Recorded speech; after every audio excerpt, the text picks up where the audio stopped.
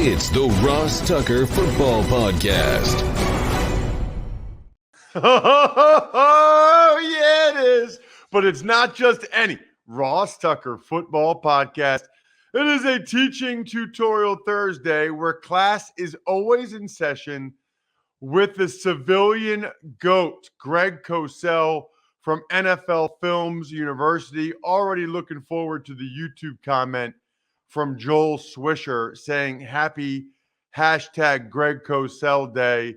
I love it. I take notes every week. We have a bunch of clips we post on social media at Ross Tucker Pod. I usually retweet them at Ross Tucker NFL because I appreciate the time that Greg puts in to actually do the work, to actually break down what he's seeing from all of these guys. We'll get to Greg momentarily, of course. We already will have new winners tomorrow. Are there other shows that give out at least 3 winners every week? I don't think so. Spread the word winner tomorrow. By the way, I don't think I've gotten one person that's rated and reviewed the show and sent me a screenshot. I can check my email again, ross@rosstucker.com, but I don't think one person has actually done that. So first person to do it is to spread the word winner this week. How about that? First person that rates and reviews any of the shows, takes a screenshot, send it to me at 7:16 a.m. Eastern time. First one I get, you're the spread the word winner. Sponsor confirmation email winner. Been a lot of Peloton this week, which is awesome, and a little Rocket Money. Both of those are both great, like New Year's resolution type things.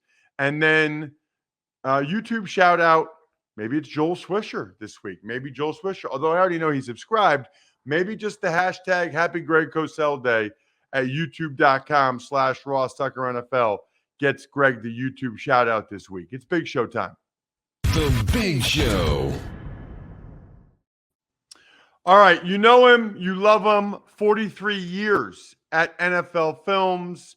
He's obviously the executive producer and on-air talent for the NFL Matchup Show, the show the pros watch. Thoroughly look forward to our 15, 20 minutes every week. Greg, a decent amount of quarterback news for this time of the year. Let's start with the news out of Las Vegas, where the Raiders are benching Derek Carr to go with Jarrett Stidham. You and I both know there are financial reasons for that, ramifications, blah, blah, blah. It's not what I ask you. What I ask you is, what have you seen from Derek Carr this year? Well, I guess, Ross, what happens in Vegas doesn't stay in Vegas, huh? We kind of know about it.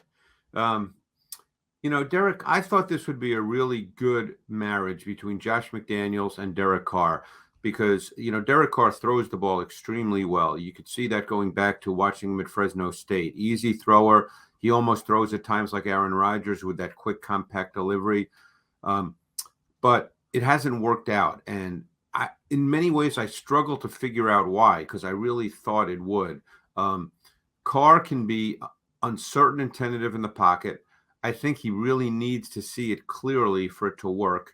And I think in the Josh McDaniels offense, there's a lot of option routes, choice routes, throws that require trust, throws that require timing and anticipation. And I just don't, and you see it sometimes. Obviously, it's not as if he never does that, but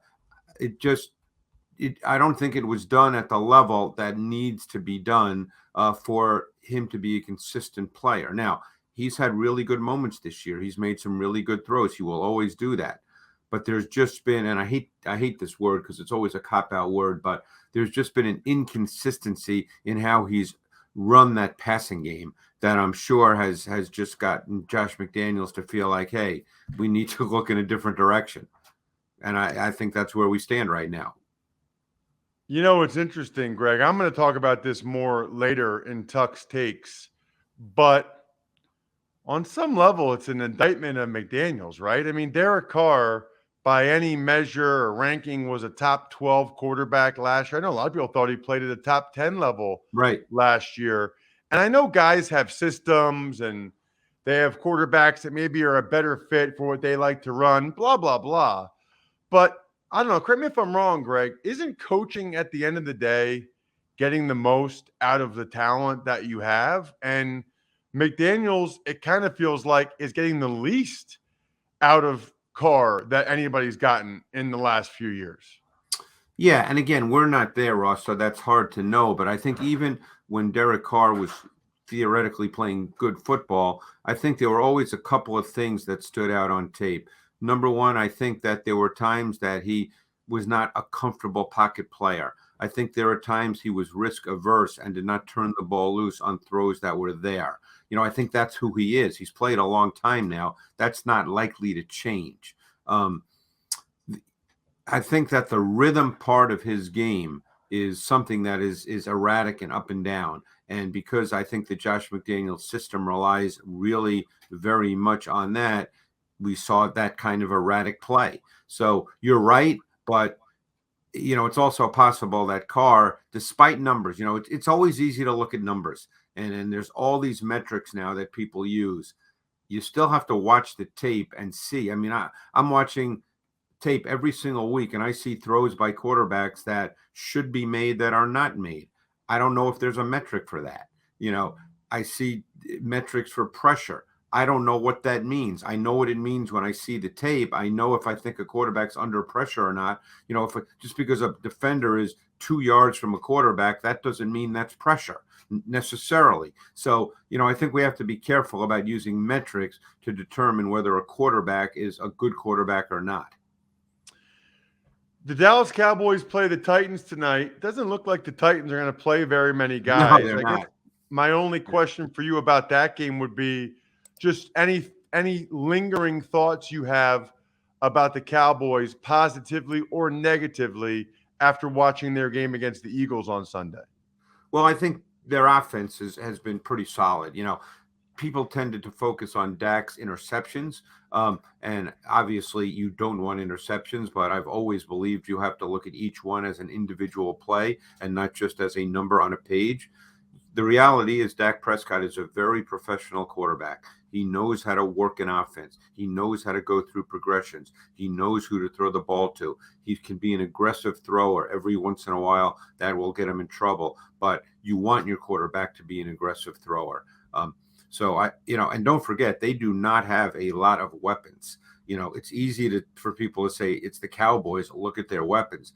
CeeDee Lamb is a good player. He primarily is a slot receiver. He's their number one, and he works for them. Beyond CeeDee Lamb, they do not have a whole lot in terms of big-time skill position players. They have a solid run game with two backs. One has juice in Pollard. The other in Zeke is a grinder. So, and their O-line is solid. They have Tyron Smith back now the last 2 weeks. He's been their right tackle because they did not want to move the rookie Tyler Smith from left tackle, where he's clearly improved as the year has progressed. Greg, they've been putting up a lot of points for a team that doesn't have a whole lot in terms of big-time. And that's why, Dak Prescott you have to look to Dak Prescott. He plays at a pretty high level every week. He runs that offense really, really efficiently. Let's take a look at some of these games that have big-time playoff implications, like the Dolphins and the Patriots. Interesting questions for both. We don't think Tua Tagovailoa will play. Hard to know watching the tape, isn't it, Greg, if those second-half interceptions are because of a concussion or not? How does anybody know? Yeah, that's impossible to know. To me, the bigger story in this game is really the Patriots offense, which has been very, very up and down. There have been moments where Mac Jones has looked really good, and there's been other moments where he's just struggled with basic reads, Ross, and that's not a function of coaching. It's easy to rip Mac Patricia or Belichick, and maybe that's fair. I don't necessarily get into all that because I'm not there. So I don't know how it's coached. I don't know how it's taught. But, I know that when I watch the tape that Jones will miss basic reads, which surprises me. And then he'll come back and make really good reads and really good throws. So he, to me, has been a really interesting player to watch all year because I think we expected off his rookie season that he'd continue to progress. He's obviously a certain kind of player. He's not going to make those special plays that you see on highlights for the the remainder of the week. He's going to be an efficient executor of an offense and a ball distributor. And that has happened in fits and starts this year, but it hasn't happened consistently enough. And they just have not gotten enough out of their run game to really compensate for that. Let's talk Commanders against the Browns. And interesting quarterback discussion for both these teams. We've gotten a decent sample size now of Watson after the suspension, and Washington making the move away from Heineke back to Wentz. Yep. Curious to get your thoughts, Greg, on both these quarterbacks. I guess Watson, just what you've seen, and then for Washington, it's more the decision by Rivera to go back to Wentz. Yeah, I haven't seen enough of Watson really to answer that. I just haven't seen it. So, I'll stick with Wentz, who I did see that. And again, the sample size is too small. But, I think what you get with Carson Wentz is you get the fact that he can throw the ball and likes to throw the ball at the intermediate and deeper levels. That's the way he wants to play. He's not as efficient on shorter throws. That's not really his game. And he can still move and he can still make second reaction plays. So you have a receiving core in McLaurin and Dotson that have intermediate and vertical ability. And I think you want to try to really take advantage of that. Ultimately, I think they still want to start their offense with the run game. I mean, even last week against the Niners, the first half was very, very close. The Commanders played out of 12 personnel on almost 40% of their offensive snaps in the first half last week. And Brian Robinson had 17 carries in the first half. Think about that for a minute. And I think that's the way they want to play. Now, they played against arguably the best defense in the league, so he only gained 44 yards on those 17 carries. But it was a tight, close game. At that point, they were able to run the ball. That is the way I believe they want their offense to work, Ross. And then I think they would like Wentz to be able to hit the deeper shots off of that. And he can do that better than Heineke. We don't know who the quarterback will be for the Philadelphia Eagles as they play the Saints, but I don't know. Minshew looked pretty good to me, Greg. Even the 2 interceptions, I thought Watkins could have been stronger at the catch point. I think Minshew played about how I thought he would play. Yeah, I think that's fair. I mean, Minshew, we kind of know what Minshew is. Obviously, he's not big. He's not physically imposing. He doesn't have a big arm. But he's a quick processor. He gets the ball out with good timing. He reads coverage. He knows where to go with the ball. Now, he's got a few flaws in his game that do crop up. He tends to drift to his left when he senses inside pressure, and that leads to some off-balance throws. It leads to some inaccuracy. But I agree with you about the interceptions. To me, neither one should have been an interception. Maybe they shouldn't have been complete, but they shouldn't have been an interception. Ultimately, I thought he played pretty well. He played solid football. He dropped back 41 times. He was not sacked. Now, obviously, the Eagles have arguably the best offensive line in football, but the Cowboys do have a really strong pass rush.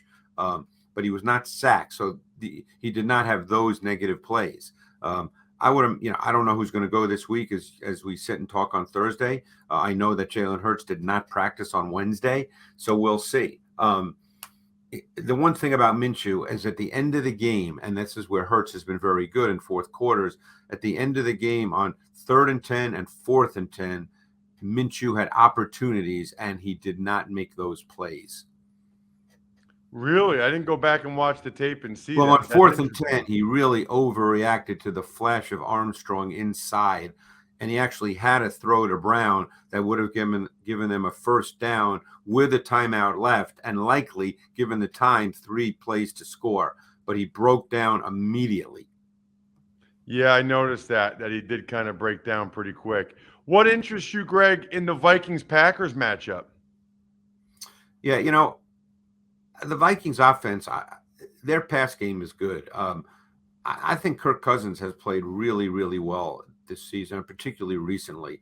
And, what stands out when you watch him, he's really tough in the pocket. He stands and delivers the football. He takes shots. I think he works through progressions well. He's another professional quarterback. He's not going to make a lot of second reaction plays. You wouldn't say he has a gun, but he just is a really, really solid player. And the thing that stands out when you watch them is the play action pass game. He has the most play action dropbacks from under center, old school play action in the NFL. And they're really efficient in that play action pass game. And just you'll appreciate this. I think that Darisaw, the left tackle, being back, I think he's a really good one-on-one pass protector, and I think that allows them to do more things in their pass game because they don't have to chip, they don't have to help, they can get 5 out. Been a big difference between him and that Brendel kid. Big difference. That was filling in for him. Big difference. I'm Brendel was getting beat one-on-one. Yeah, Darisaw's confidence. He tries to punch the crap out of guys. Like, he reminds me a little bit in terms of Trent Williams and just how much confidence he has in his feet and his hands. Yeah, and I really liked him coming out of Virginia Tech. I mean, maybe I was in the minority, but I didn't think there was a big difference at all between Darisaw and Penei Sewell coming out. And obviously Sewell's a right tackle, and he's had a very, very good season for Detroit. But Darisaw is a quality left tackle, and he's a very important player to this offense. Carolina versus Tampa Bay is a big one, Greg. Yeah. And Carolina's out here setting records for total yards and rushing yards in a game. Meanwhile, the Bucs are a surprisingly tough watch with a team that has Brady and Godwin and Mike Evans and Russell Gage, yet they pulled one out again. What do they are a little bit of a tough watch. They still don't run the ball with any real efficiency. Puts them into too many third down situations. I think they've had the second most third down plays in the league, which that's not a stat that you really want to have. And their pass game is a little tough to watch. I mean, Brady has missed some throws that, and we say this almost every week, missed throws that we never really saw him miss. And he's very conscious of pressure. Their O-line has been decimated. It hasn't been very good. He's a pocket quarterback. He's not a comfortable player for the most part. I thought the Panthers' run game, and I thought it was really a good job of coaching because I thought it was really specific to the Lions last week. They knew based on film study exactly how the Lions would react to formations, to motions, to backfield reactions. They knew that. You could tell that because of the early plays. You know this, that when a team game plans, those first 10, 15 plays, those are built on what they anticipate getting from the defense based on film study. And the Panthers really understood what the Lions were doing and how they would react. And I thought it was really a clinic.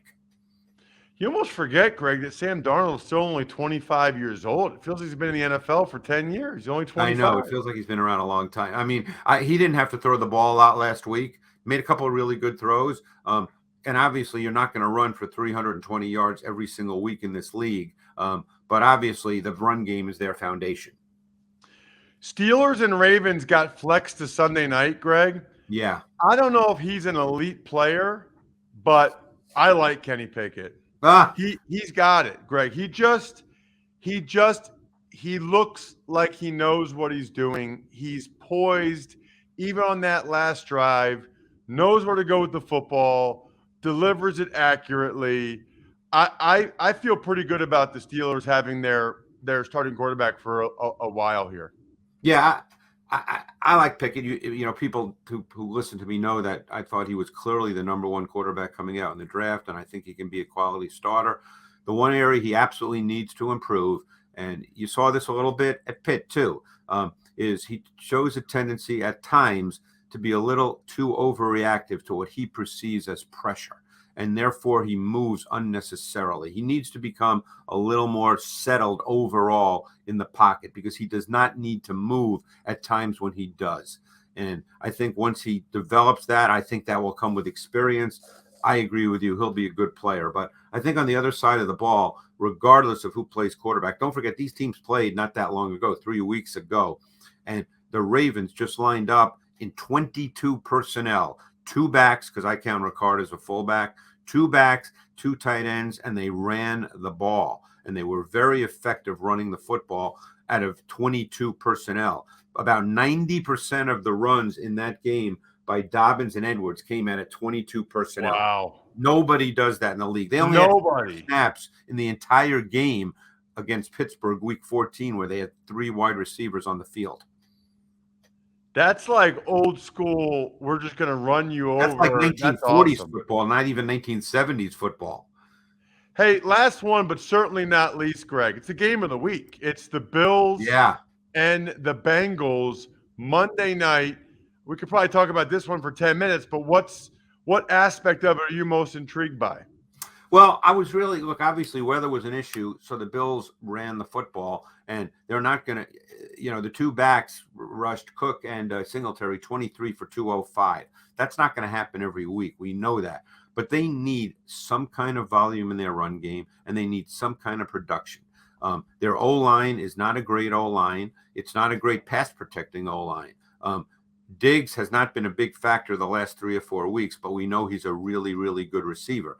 Other than that, they don't really have a lot of weapons. They've been working Dawson Knox into the mix more, and I think he's got talent, and I think they need to continue to do that. They haven't gotten, I imagine, what they hoped to get from Gabriel Davis. I think they thought he'd really become a big-time number 2, and I know a lot of fantasy people thought that as well.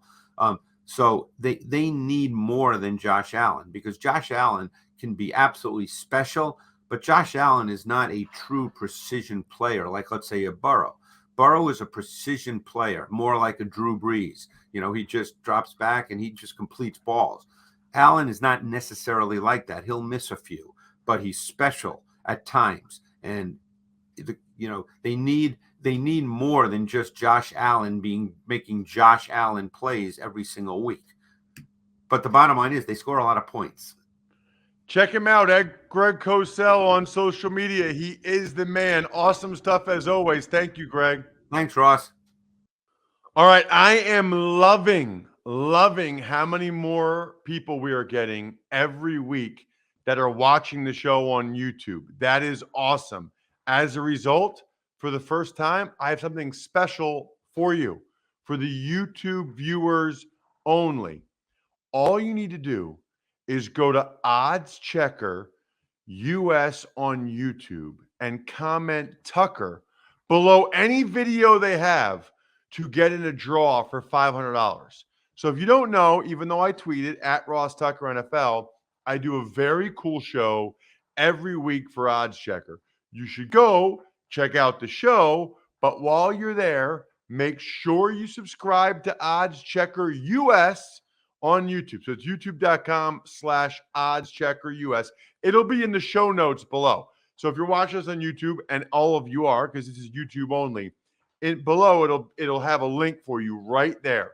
Click the link, hit the thumbs up to subscribe, put Tucker in the comment section below any video on the page, any video, for your chance to win $500. Not bad, right? Tucker, Odds Checker US. Get a chance for $500 and subscribe to an awesome YouTube channel, Odds Checker US. You know what else is awesome stuff? Peloton.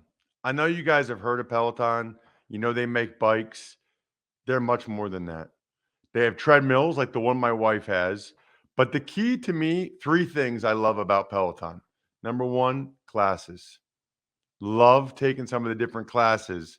Yoga, strength training, HIIT. But being able to take classes as part of your membership, awesome. Absolutely awesome. The instructors, there are people that specifically take classes or do things because certain instructors just really motivate them. And there's all different kinds of levels. You don't need to be doing like hardcore stuff. You can do a 10-minute power walk. Whatever you have the time for, they have a class that you can take with these on-demand classes. That is cool. My wife usually works out at night, and she'll do a walk or whatever the class is that's there. She loves their music. 90s, pop, whatever it is, they are all over it. Try Peloton risk-free. I know a lot of you are thinking about New Year's resolutions. It should be Peloton. Try Peloton risk-free with a 30-day home trial. New members only. Not available in remote locations. See additional terms at onepeloton.com 1peloton.com/home-trial. 1peloton.com/home-trial. Tuck's Takes. All right, Ross, we'll start with what you mentioned earlier with the Raiders benching quarterback Derek Carr for Jarrett Stidham. Well, I mean, there's a lot that could be said about this, Jack. Let's start with the fact that everyone agrees he was a top 12, maybe top 10 quarterback last year by any metric, any ranking, led them to the playoffs. The Raiders gave him a contract extension, bring in Devontae Adams, who wants to play with him, and now here he is getting benched. I'm not saying Derek Carr has played great this year. I'm just saying I think it's highly unlikely that he just forgot how to play football and forgot how to throw a football over the offseason. This is not a good look for Josh McDaniels. None of it is, right? I mean, talk about roster building. You bring in a receiver because he wants to play with like his best friend, and then you're going to bench the quarterback? How is that going to go over with Devontae Adams? That's not like long-term planning there. Who are they going to get that's better than Derek Carr? Good luck with that, Raiders. We certainly know at this point they didn't get a coach that's better than Rich Bisaccia. It's not even about McDaniels to me. It's you had a small sample size with Bisaccia, but it was one where they won all the close games. They went to the playoffs. They were inside the red zone against the Super Bowl Bengals in the playoff game without Devontae Adams. Just a bad look. I mean, ultimately, Mark Davis thought he was too good, or the Raiders were too good for Rich Bisaccia, and now everything that's happened after that is as a result of that decision by Mark Davis, period. You can't tell me they wouldn't have a better record or that Derek Carr wouldn't have played better if Bisaccia was still the head coach. Tuck's Takes. Next is Commanders are going to start Carson Wentz at quarterback against the Browns on Sunday. Certainly makes it interesting, Jack. I can't say I'm a huge fan of the move. It feels like Taylor Heineke helped turn this team around. Taylor Heineke won in Philadelphia. Carson Wentz is more talented. It feels like the rest of the team rallied around Heineke. I probably would have started Heineke, and if he struggled, brought in Wentz. Probably what I would have done. Because it's a lot easier to do that, I feel like, than to start Wentz. And if he struggles, bring in Heineke. But that's my biggest takeaway is I'm really curious to see how long the leash will be for Wentz on Sunday. It kind of feels like if you're Ron Rivera and you do this, you have to have some conviction with it. The flip side of that is you got to win the last two games to go to a little thing called the playoffs. So you can't have that long of a leash. You got to win. Tuck's Takes. Colt McCoy passes concussion protocol and will start for the Cardinals against the Atlanta Falcons. Say passes. Passes? No, you said passes. Passes? Yeah, you got the Philly in there. It cracks me up when your Philly accent sneaks in there. Well, it's a good thing for passes to DeAndre Hopkins that Colt McCoy passed his concussion protocol so that DeAndre Hopkins can catch more passes for the Cardinals and your fantasy team and my even money bet. Tuck's Takes. Bucs center Ryan Jensen is designated to return from IR. But it doesn't sound like he's going to actually be able to play anytime soon. So I don't know. Maybe this gives them a boost mentally, gives them some hope, but it doesn't sound like he's playing this week or really anytime soon. Maybe in a couple weeks in a playoff game, he could play. When's the last time a guy did that? Their only game all season was a playoff game. That would be wild. That would be interesting, something to look up. Maybe you should look that up on your birthday, Jack. Jack's birthday today, everybody. He's 22 years old. You can't be late for tomorrow. I know you're going to do 22 shots tonight, but you can't be late for tomorrow's show. It's a Picks Friday. Tuck's Takes. And we'll wrap up with a topic you were very passionate about earlier this week. The suspensions of Broncos defensive end Randy Gregory and Rams offensive guard Ode Abushi were reduced to $50,000 and $12,000 fines. Thank you. Thank you, Derek Brooks and James Thrash, the jointly appointed review dudes, whatever their official title is, appeals officers. There's no way it should be the same fine or the same discipline for the guy that started it and the guy that defended himself. So Gregory gets $50K. Okay. Odeabushi gets $12K. Can you imagine that, by the way? How sick would you be if after a game, some guy punched you in the face, so you punched him back and you lost $12,000? $12,000. And how stupid can you be? There's really no other word for it than to be Randy Gregory and cost yourself $50,000 to punch somebody in the head with a helmet on, which doesn't even do that much. Absolutely ridiculous. Shout outs are in order. Of course, myfrontpagestory.com, the greatest gift you could ever give anybody ever for any reason. And then Pizza Boy Brewing, Sporticulture, HumanHeadNYC.com, SteakhouseSports.com, Go-Bengals.com, Evergreen Economics, Vision Comics with an X, BackOfficeScheduler.com. All the other shows are posted. Even Money, College Draft, both Fantasy Feast podcasts. Even if you're out of your fantasy league, Joe gives awesome insight into the games. Even if you don't bet, Fezzik gives awesome insight into the games. College football playoff is Saturday. Listen to College Draft podcast. Business of Sports Top 10 is posted. I think we're done here. Thanks for listening to the Ross Tucker Football Podcast. Make sure to also subscribe to the Fantasy Feast, Even Money, Business of Sports, and College Draft. All available at Apple Podcasts, rosstucker.com, or wherever podcasts can be found.